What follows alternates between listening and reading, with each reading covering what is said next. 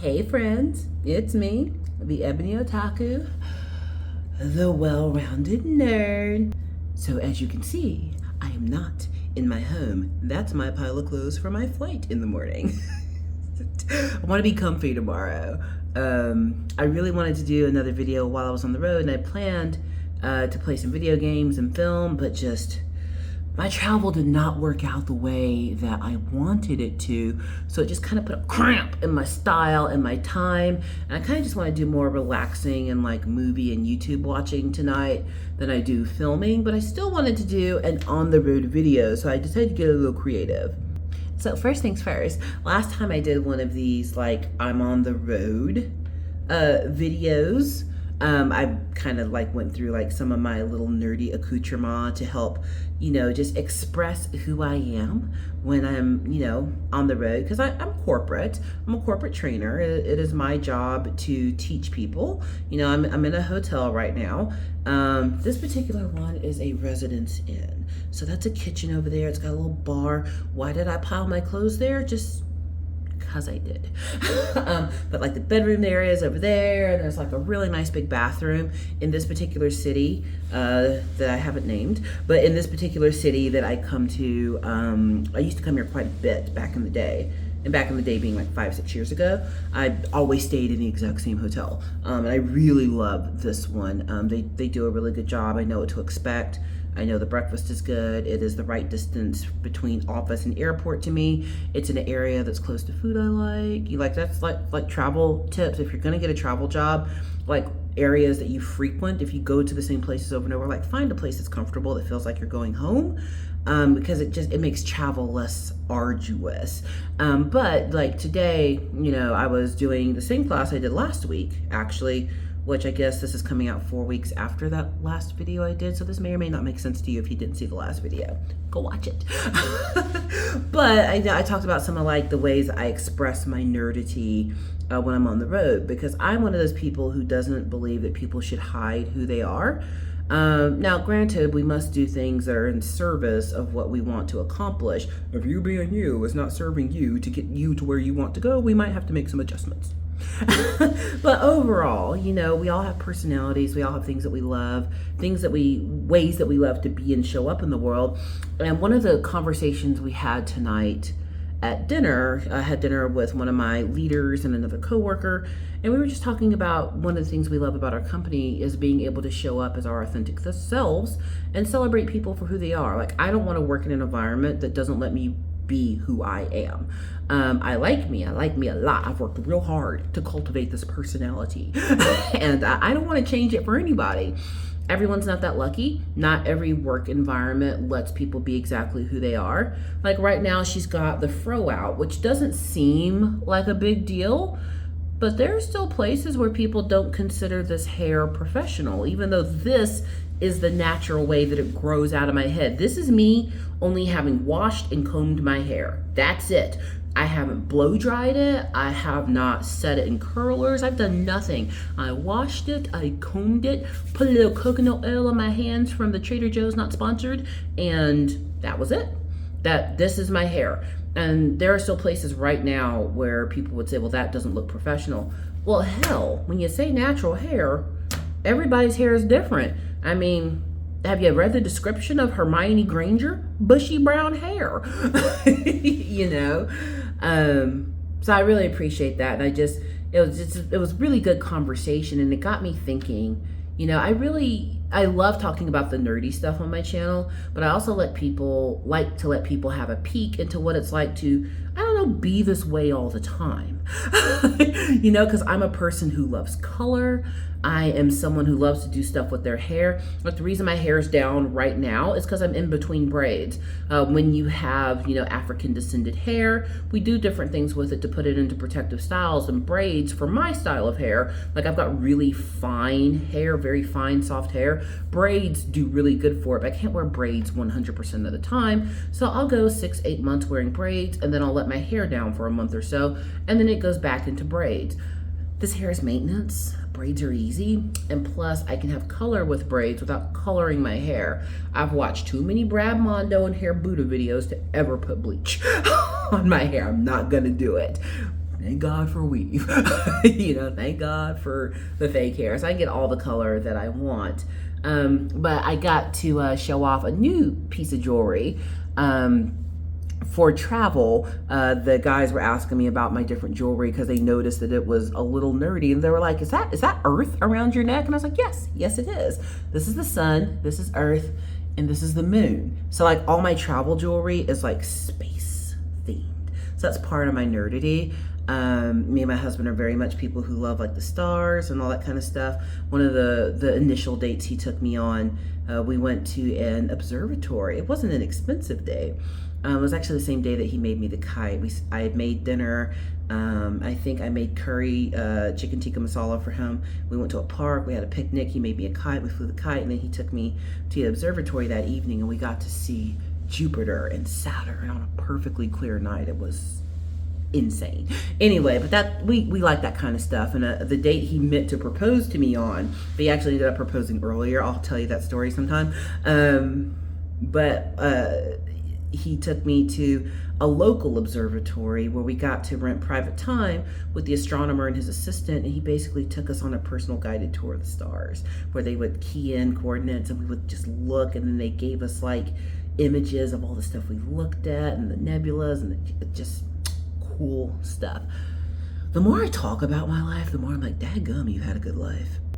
Anywho, but this is part of me expressing me. So all of my travel jewelry is of like a planetary space theme. These kind of just are earthy stones that kind of look like all the planets, so they borderline fit into the theme. And this particular bracelet has all the planets on it, plus, and that includes Pluto, plus the moon right there. Isn't it cute? So this one has, 10 representations of the planets on them. But, because I like color and I like graphics and stuff like that, this jewelry, I can scale it up and scale it down based on how much color I have, because the planets have all the colors in them, so it always matches. Like, check this out. This is what I wore. This is what I taught in today. I'm not wearing my leggings at the moment, but this particular top, isn't that great? Don't you love that graphic? I love it. And when I saw it on the website, I had to have it. And I taught in this today. I wore a pair of back lace-up boots and some leggings, and she did the dadgum thing. You can express yourself, especially when it comes to hair. In the corporate world, not everybody is fortunate enough to work like where I work, where everybody kind of overlooks.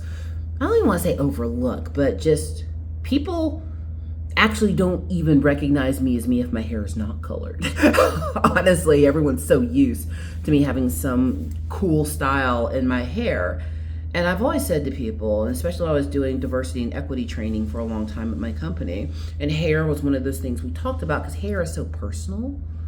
Makeup, hair, tattoos, all that kind of stuff is very personal. Piercings, it is, an outward expression of one's inward self. And it's just one of those things I wish we didn't regulate as much, but I've always said people pay for what's in your head, not on your head. Everything humans have determined to be professional, this, that, and the other, we made it up. I mean, no matter how great one's certification, qualifications, or anything are, it's ultimately all still made up. We made it up. And if we made it up to mean the rules mean X, we can make the rules mean Y if we want to. And because people are paying for what's in my head and my gifts and talents and not what's on my head, I've decided that I'm going to be me. So I'm really excited because a week from 2 days from now, I'll be getting new braids in my hair. And it's a color pattern I've not done before. So I'm really excited to see how that's going to work out. But one of the other things I wanted to talk about tonight was how do I make time for stuff that I love when I'm on the road? Because when you travel, y'all hear that motorcycle? There they go. When you travel like I do, it can be really hard to make time for stuff you love.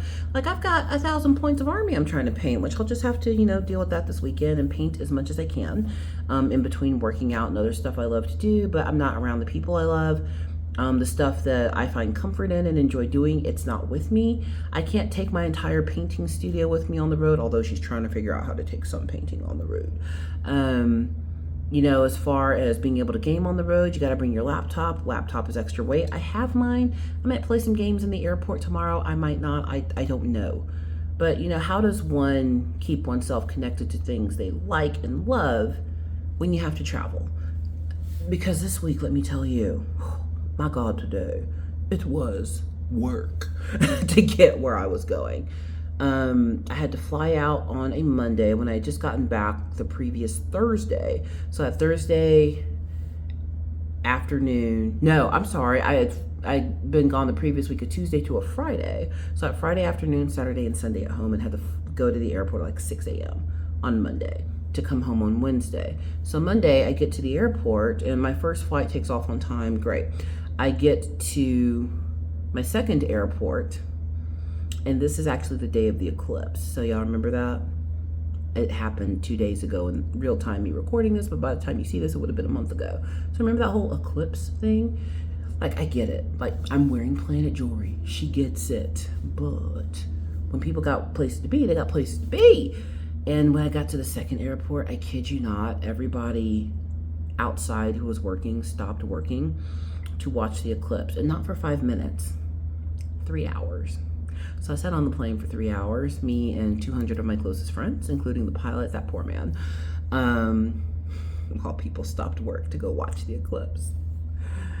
I told my coworker, I was like, I'm going to look back on this week as a funny story eventually. And, it's a day and a half later and I already am. But what's crazy is today during class, he was up teaching, swap off. We always teach with a partner so nobody gets exhausted. And I get a text on my phone that says my flight that's in the morning has been canceled and to please pick a new flight. And when they start pre-canceling and pre-allowing you to rebook your flight for free, it's already a hot mess. It's already bad. So I'm hoping, I was supposed to be at the airport and fly out at 6 a.m. tomorrow. So I would have been at the airport at like 4:30. Now my flight's at like 10:30, so I get to sleep a little extra. So I was like, crap, let me just have a little relaxed time tonight. Have a little wine, eat some cookies, watch a horror movie or something. But we'll see, because there's storms rolling through my part of the country in the south. And actually all my coworkers I'm here with this week, we're all Southerners. So we might go home tomorrow. We might be here another night. So one of the easiest ways I find to enjoy my nerdity on the road, besides talking to you fine people, are books.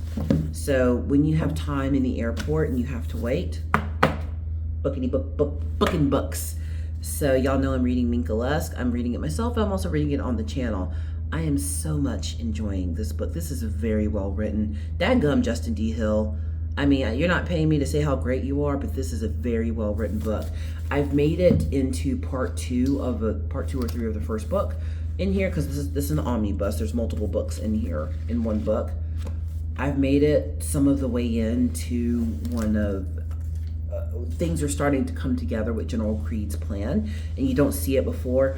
And all these players that we've been following, including Minka Lusk herself, who we only see in like a couple of chapters up until this point. She's the titular character, and yet she's not had the most screen time. It's all starting to come together, so it's getting really exciting. And I'm just like, I keep marking stuff that I want to read for the channel. And the other one that I've got out, of course, is Dune. I'm rereading this. I've talked about it on the channel, and I'm going to start reading this straight through without breaking to pause once we get through a couple more characters. My husband was like, people would probably listen to you just read that book. And it's in the open domain now, public domain. I was like, yeah, we'll see.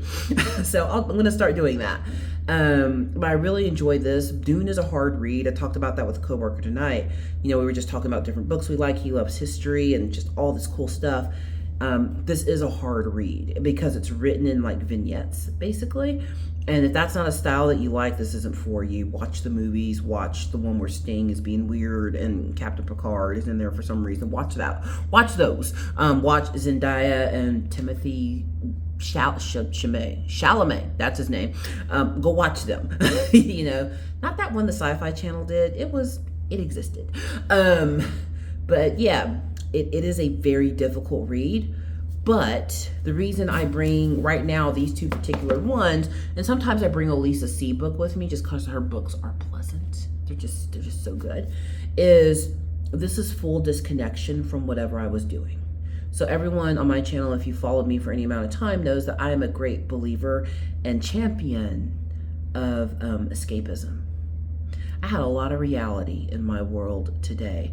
I'm helping my company leaders work through a big change. Companies are always changing. That's part of it. You're changing. Everyone is going through change all the time, and we're all at different places with those changes going on in our lives. And there's multiple changes happening, and sometimes we're happy about them, sometimes we're sad about them, sometimes we're charging forward, sometimes we're hesitant, sometimes we're testing things out, sometimes we're mad. And all of those emotions are okay. But as someone who is a corporate trainer, that means more than just teach people how to use a computer. Corporate training for my role means helping people understand how to connect with other humans the best way so that we can get to the results we want. It's all about how do we have the best conversations at the right time. And that is a skill that has to be learned and taught and practiced. And it takes a lot out of me. It does. I love what I do. I think being able to connect with business leaders in an incredible company and having had the chance to go all over the world and work with people and teach people policies, process, systems, skills, law, all of it. I mean, what a great career, especially for someone my age to have had. I've gotten to do some really cool things. And when I think about my life, I'm just like, wow, I've gotten to do some cool stuff. But that's a lot. And look at me in my eyeballs. You need to make time for yourself in those things that help you rest and reset. For some people, that's in their religion. It's in time of scripture reading, prayer, and contemplation. For others, it's sleep. You know, one of the best things you can do for yourself sometimes is sleep. For some people, it's watching their favorite anime that they've already seen 300 times over on High School Host Club, and watch it one more time, even though you know every line and everything that's going to happen next. For others, it's curling up with a good book, a new book, a favorite book, it doesn't matter. But this is something that's completely outside of my world and my reality. And because of that, it lets me not think about all of the things that just happened. You know, I just had my conversation, my end of day conversation with my husband and my son, and we all wrapped up our day, and now it's the evening and it's my time, and I get to just chill for a little while. And some people only bring one book with them. I always bring multiple ways to enjoy a little escapism when I'm on the road, because I don't know what mood I'm going to be in. I might have been in the mood to play a video game. My laptop is a Windows Surface, my personal one, so it literally takes up no space. And even when I get a brand new laptop, I may not bring it with me unless it's super thin, just so I don't add weight to my bag. Sometimes I want to read a sci-fi novel, or I might want to read one of my novels about women in Asia in ancient times because I love them. I might want to watch a K-drama. I might want to watch YouTube. I might want to watch a scary movie. Give yourself a couple of options, more than a couple if you need to. Right now I've got 4 options to veg. Minkus Dune, whatever app I want to watch something on my iPad, on my phone, or I can get out my computer and play a video game. I like having options because then I can veg out and chill in the way that matches the energy that I'm having in this very moment. And that's what lets us sleep peacefully. That's what lets us have good dreams.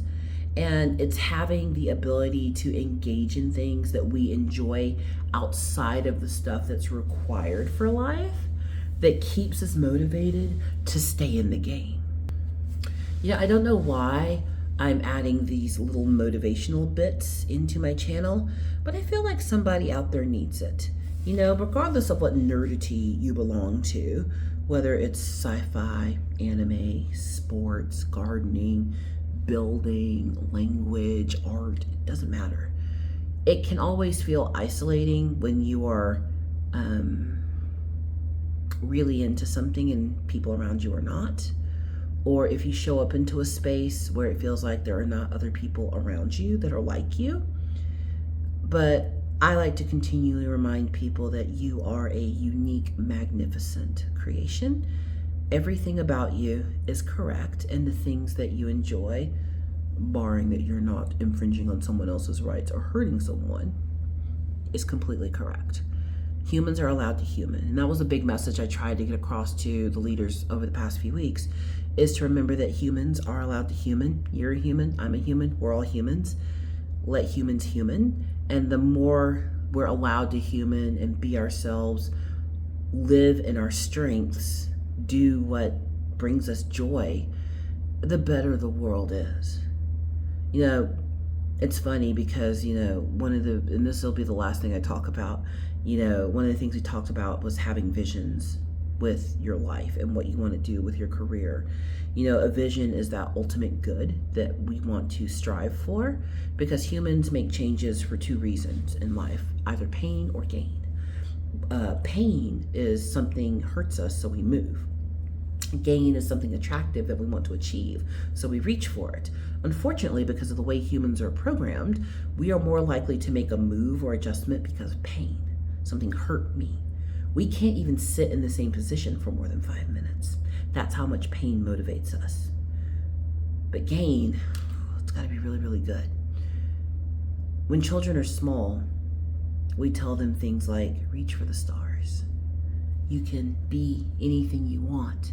If you can dream it, you can achieve it. Do you want to be an astronaut, a firefighter, a policeman, a superhero, a doctor, a lawyer, the president? You can be it.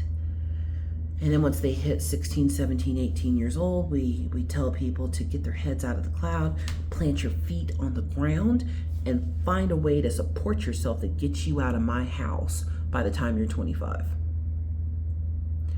Well, which is it? Is it reach for the stars and try to achieve your dreams? Or is it keep all 10 toes planted, be realistic, because those dreams are only ever going to be dreams?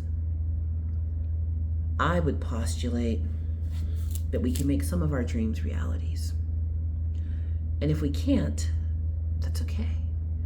God was real gracious to us to provide us escapism. Even if I can't make my dreams reality, for a few minutes, I can escape into another reality. And I will feel refreshed, rested, and restored, so that tomorrow, when I have to go back to reality, I'll be ready for it. I don't know what kind of video this was, but I hope it mattered to you. I have to get up early. Well, not super early, but just early enough to be annoying. Fingers crossed I make it home before midnight tomorrow. Please like, comment, and subscribe, and I'll see you in the next one.